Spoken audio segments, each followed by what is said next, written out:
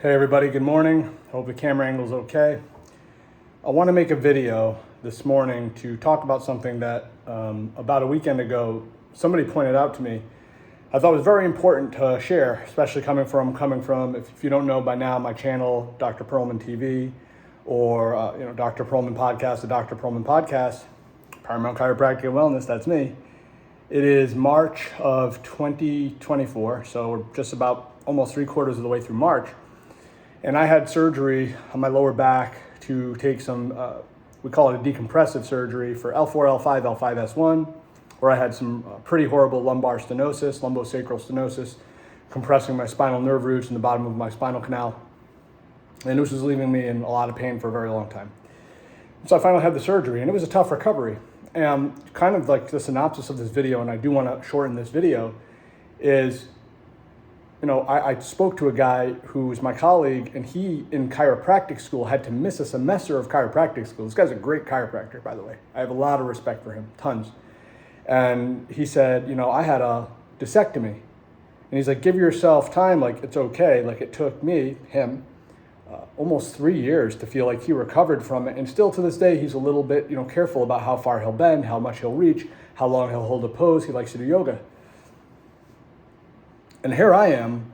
I was upset because 2 weeks after my procedure, which is basically dremeling, they use like a Dremel machine. They come in and they spin around and they drill open the bones to give the tight cord room to breathe.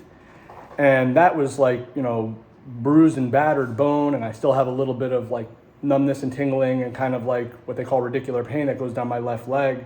Probably just because there's more space now and the disc and the nerve roots move around a little bit more. But overall, it's been a real life-changing and life-saving procedure for me. And what's amazing is that 6 months out, right? So let's just count them together, all of September, most of September, October, November, December, January, and February, 6 months now being in March, is when I started to feel much better, was in February. Like really started to come around and be able to not have so much fatigue in my back and feel a lot better. Now I still get adjusted every other week. It's been great. I've got a lot of great chiropractors here in the Plano, Richardson, McKinney, Dallas area. And I'm so fortunate when I travel to my continued education events that I have these great chiropractors that can give me great chiropractic care. A lot of people don't have that, or they can't find it, or they've given up on it, which leads me to my conclusion. It is okay for healing to take time. And it is okay that the reason it is for healing to take time is because healing takes time.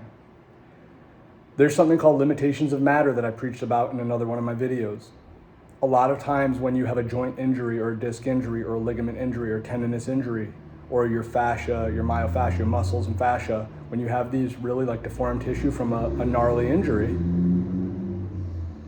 the only thing that's going to heal it is really time, appropriate rehab after given enough time to rest. Chiropractic's a big component of that. So you listen to my videos, you know how important chiropractic is, which maybe you can't heal properly without chiropractic, but still the pain, at the very least, the pain will go away over time. And sometimes it takes a lot more time than we want to admit to ourselves, or even providers will allow us to see.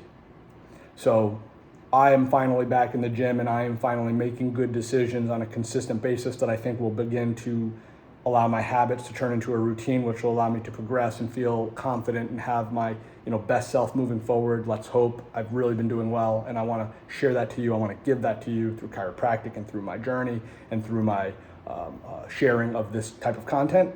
And for you out there that are feeling like, when is this going to go away? Why won't this go away? This has been forever. I mean, one is you got to look in the mirror and see if you're doing everything you can to have it go away. And two is if it's just taking a little bit more time than what you're used to in the past. If it's a chronic injury that's been re-exaggerated, these things take time, and it's okay that it takes time.